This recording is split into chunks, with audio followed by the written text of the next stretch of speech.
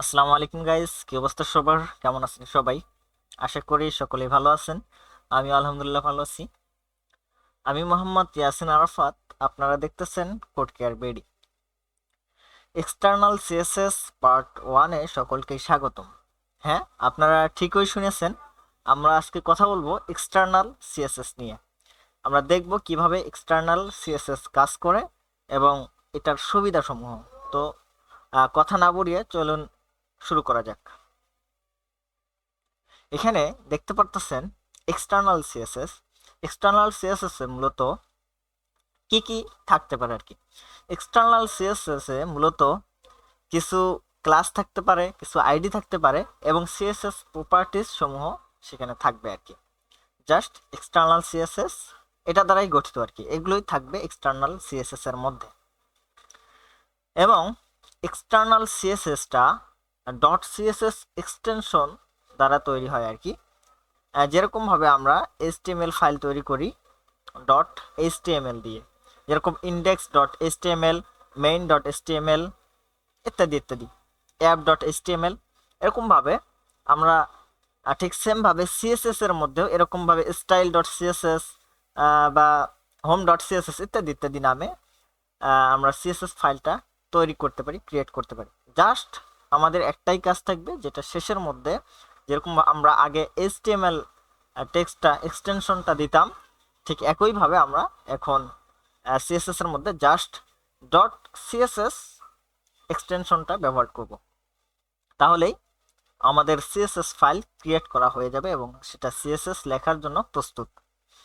এখন কথা হচ্ছে যে আমরা তো আলাদা একটা ফাইলে সিএসএসটা তৈরি করব। ওকে, এটা কিভাবে আমরা আমাদের এইচটিএমএল ফাইলের মধ্যে সেটা স্টাইল করে দিবে? এটা একটা লিংকের মাধ্যমে স্টাইল করে দিবে। আমরা একটা লিঙ্ক করে দেব ওই সিএসএস ফাইলের সাথে, করে দেব, লিঙ্ক করে দেব। তখন আমাদের এইচটিএমএল এর কন্টেন্টগুলোকে সিএসএস ফাইলটা স্টাইল করে দিবে একটা লিঙ্কের মাধ্যমে। এবং এই লিঙ্কটা হবে একটা রিলেশন থাকবে যেটা স্টাইল শিট নামের হবে, আর একটা থাকবে টাইপ যেটা টেক্সট স্ল্যাশ সিএসএস, এরকম একটা টাইপ থাকবে। এবং ফাইনালি যেটা থাকবে এসআরসি, সোর্স, কোথা থেকে এই সিএসএস ফাইলটা পাবে। এইচটিএমএল এর ভিতরে এই লিঙ্কটা আমাদের করাই দিতে হবে। এটার সুবিধা এটার সুবিধা অনেকগুলোই আছে। তার মধ্যে থেকে মেইন যে সুবিধাটা সেটা হচ্ছে যে আমরা একটা সিএসএস ফাইলকে বিভিন্ন অনেকগুলো এইচটিএমএল ফাইলের মধ্যে আমরা ব্যবহার করতে পারবো। এতে করে আমাদের যেটা সুবিধা হবে, আমরা সিএসএস ফাইল অনেক বেশি লেখার থেকে পার পেয়ে যাব। আর যদি আমরা সিএসএস ফাইল নাও লিখতে চাই, কমপক্ষে আমরা কপি করে আরেকটা সিএসএস ফাইলের মধ্যে পেস্ট করে সেটাকে অন্য একটা এইচটিএমএল ফাইলের মধ্যে লিঙ্ক করাইতে হবে আর কি। অথবা যদি আমরা ইন্টারনাল সিএসএস করি, অর্থাৎ হেডের মধ্যে যদি আমরা সিএসএস করি, তাহলেও সেটা কিন্তু কপি করে অন্য একটা এইচটিএমএল ফাইলে দিলেই তবেই কাজ করবে। তো এতে কি হয়, অনেকগুলা ফাইল হয়ে যায়, এটা ওয়েবসাইটের পারফরমেন্স ইস্যু তৈরি হয়ে যায়। যার কারণে আমরা একটা ফাইলে যেগুলো বেশি মানে ইউজেবল, বারবার ইউজেবল সিএসএস গুলো একটা ফাইলে তৈরি করতে পারবো এবং সেটা অনেকগুলা এইচটিএমএল ফাইলের মধ্যে লিঙ্ক করাই দিতে পারবো। এটা হচ্ছে আমাদের এক্সটার্নাল সিএসএস এর সুবিধা। তো চলুন বেশি কথা না বাড়িয়ে সরাসরি আমরা ভিজুয়াল স্টুডিও কোডে চলে যাই। তো আমি যেটা করব, সর্বপ্রথম এখানে চলে আসি এবং এখানে একটা ফাইল ক্রিয়েট করি। এটার বাইরে চলে আসি, আচ্ছা এখানেই করে থাকি। নিউ ফোল্ডার এক্সটার্নাল সিএসএস নামে আমরা একটা ফাইল দিয়ে দিই, এক্সটার্নাল সিএসএস। ওকে, আমরা এখন এক্সটার্নাল সিএসএস ফোল্ডার একটা তৈরি করলাম। এটাকে আমরা কি করব, ভিজুয়াল স্টুডিও কোড দিয়ে রান করাবো। এখানে open with visual studio code. Okay,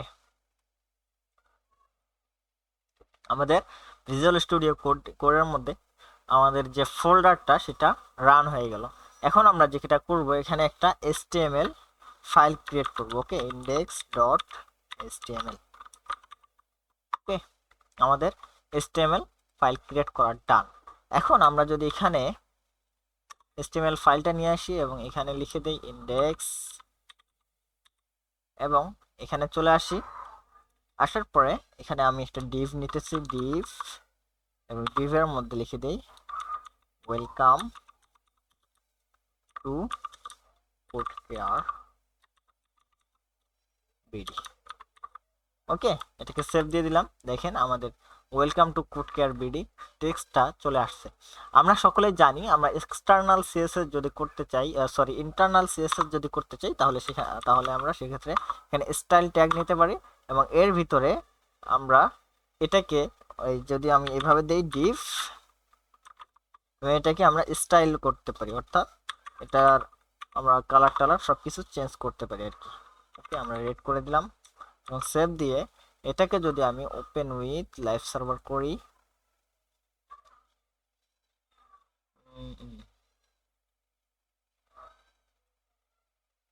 sorry,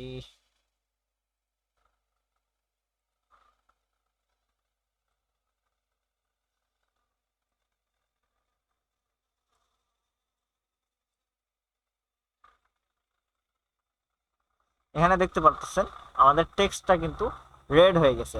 এবং আমরা ইনলাইন সিএসএস এর ব্যাপারেও জানি, যদিও এটা নিয়ে আমি অত বেশি কথা বলি নাই, তারপরও আমরা কিন্তু একটু ধারণা জানি। এখানে যদি আমরা স্টাইল ট্যাগ নেই এবং স্টাইল অ্যাট্রিবিউট নেই এবং এখানে লিখে দেই কালার রেড, তাহলেও কিন্তু একইভাবে এটা কাজ করবে। দেখতেছেন এখানে কাজ করতেছে। যদি আমি যদি আমি এখানে রিলোড দেই, দেখতেছেন এটার কালার কিন্তু চেঞ্জ হচ্ছে না। তো এখন আমরা যেটা করব সেটা হচ্ছে আমরা সরাসরি আমরা এই স্টাইল অ্যাট্রিবিউট বাদ দিয়ে আমরা সরাসরি যেটা করব সেটা হচ্ছে এক্সটার্নাল সিএসএস আমরা করব। তো এক্সটার্নাল সিএসএস করার জন্য আমরা এখানে আরেকটা ফাইল ক্রিয়েট করব, সেটার নাম হবে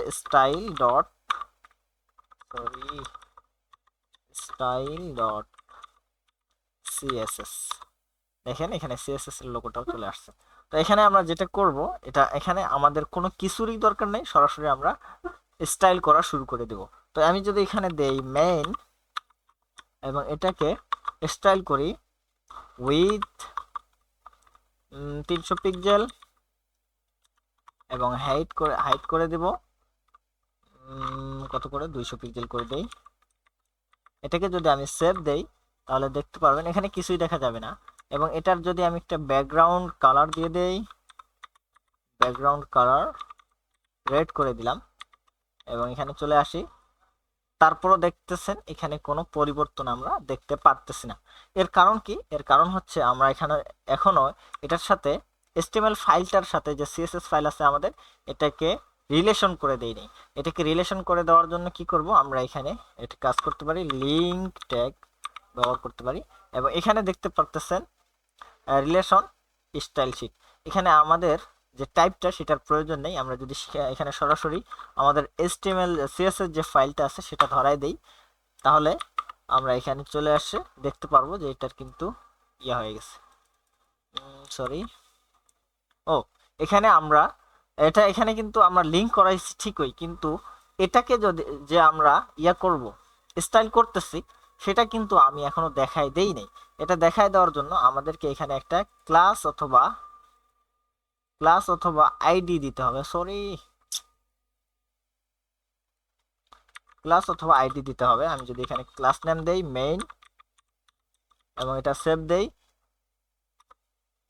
দিয়ে এখানে চলে আসি, দেখেন এটার কিন্তু হাইট উইথ পেয়ে গেছে। আমি এটাকে একটু বড় করি, আপনারা দেখতে পাচ্ছেন হাইট উইথ পেয়ে গেছে। এখন যদি আমরা এখানে কালারটা চেঞ্জ করতে চাই, এটা তো ব্যাকগ্রাউন্ড কালার, আমি যদি শুধু কালার চেঞ্জ করি, কালার যদি আমি হোয়াইট করে দেই,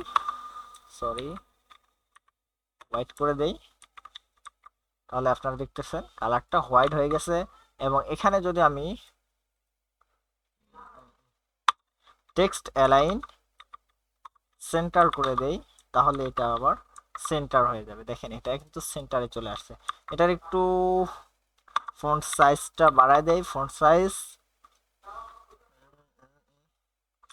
100 পিক্সেল করে দিলাম, বেশি বড় হয়ে যাবে, মেবি অনেক বেশি বড় হয়ে গেছে, 30 পিক্সেল। দেখতেছেন এটা কিন্তু ফন্ট সাইজটা বড় হয়ে গেছে।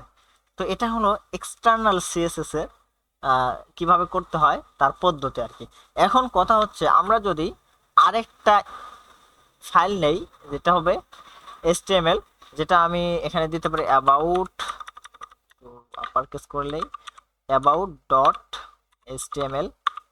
এখানে অ্যাবাউট ডট HTML দিলাম আমি, দেওয়ার পর এখানে আমি HTML এর স্ট্রাকচারটা নিয়ে আসলাম এবং এখানে লিখে দিই আমি অ্যাবাউট, এবং এটা হচ্ছে অ্যাবাউট পেজ। ওকে, তো আমি এখানে যেটা করব, এখানে আবার একটা ডিভ নেই এবং ডিভের ভিতরে আমি লেখা এটা অ্যাবাউট আস লিখে দিই। ওকে, এখানে আমি অ্যাবাউট আস লিখে দিলাম এবং এখানে যদি এটাকে যদি আমি ওপেন উইথ লাইভ সার্ভার করি,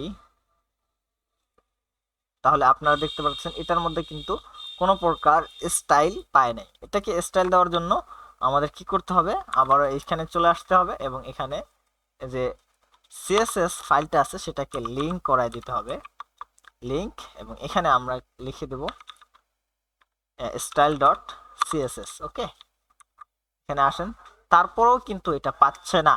এটার কারণ হচ্ছে সেম আগের মতোই, এখানে যেরকম আমরা ক্লাস দিয়েছিলাম মেইন নামের, এখানেও আমরা ক্লাস দিব আর কি, তাহলে এটা কাজ করবে। কেননা আমরা এই ক্লাসটাকে এখানে স্টাইল করেছি। ওকে, তো এখানে আমরা যেটা করব, ক্লাস নেম দিব, ক্লাস নেম একটু বড় করে নিই, ক্লাস নেম মেইন। ওকে, সেভ দিলাম, এখানে চলে আসি, দেখেন অ্যাবাউট আস এবং ইন্ডেক্স দুইটাই কিন্তু স্টাইল হয়ে গেছে। ওকে, এখন আমাদের কথা হচ্ছে যে আমরা আইডি কে কিভাবে ধরবো। আমরা জানি স্টাইলে আমরা হেডের মধ্যে যখন স্টাইল লিখতাম সেখানে তখন কিভাবে আইডি নিতাম, তো এখানেও আমরা সেম একইভাবে আইডি নিব এবং ধরবো। এখানে যদি আমি দেই আইডি মেইন এবং সেভ দেন, এবং সেম কাজটা আমরা এখানেও আসি, এখানেও আসি ইন্ডেক্স ডট এইচটিএমএল, এবং এখানেও আমরা আইডি নিব। ওকে, আইডি এবং মেইন আমরা লিখে দিলাম, সেভ দেন, এখানে চলে আসেন, দেখেন এখানে কিন্তু আর কোনো প্রকার স্টাইল নাই, এখানে আগের পূর্বের অবস্থায় চলে আসছে আর কি। তো এখানে আবার যদি স্টাইল করতে চাই সিএসএস চলে আসবো এবং এটাকে আইডি হিসেবে আমরা ডিক্লেয়ার করে দেবো। আইডিকে ডিক্লেয়ার, মেইন তো ঠিকই আছে কারণ আইডি নামও আমাদের মেইন। ডিক্লেয়ার করার জন্য আমরা ক্লাসের মধ্যে দেই ডট এবং এখানে আমরা হ্যাশ ব্যবহার করব। যখনই আমরা হ্যাশ ব্যবহার করব তখনই আমাদের আইডিটা পেয়ে যাবে। দেখেন আগের অবস্থায় ফিরে আসছে আর কি, আমাদের স্টাইল করার পর যে অবস্থাটা আসছিল সেটা কিন্তু আবারও চলে আসছে। এটা হচ্ছে এক্সটার্নাল সিএসএস। তো আজকের ভিডিও এতটুকুই। যদি আপনাদের ভালো লেগে থাকে অবশ্যই আপনারা CodeCareBD চ্যানেলটাকে সাবস্ক্রাইব করবেন, পাশে রাখা বেল আইকনটিতে ক্লিক করে রাখবেন যাতে করে আমার এই ভিডিওগুলো সর্বপ্রথম আপনাদের কাছে পৌঁছে যায়। আর যদি আপনাদের ভালো লাগে অবশ্যই লাইক করবেন, আর যদি খারাপ লাগে তাহলে অবশ্যই ডিসলাইক করবেন এবং কেন খারাপ লাগছে সেটা আমাকে বলবেন। এবং যদি কোনো প্রকার প্রশ্ন তৈরি হয়ে থাকে আপনারা অবশ্যই কমেন্টে প্রশ্ন করবেন, আমি রিপ্লাই দেওয়ার চেষ্টা করবো ইনশাল্লাহ। তো সকলে ভালো থাকবেন, সুস্থ থাকবেন, আল্লাহ হাফিজ, আসসালামু আলাইকুম রহমতুল্লাহ।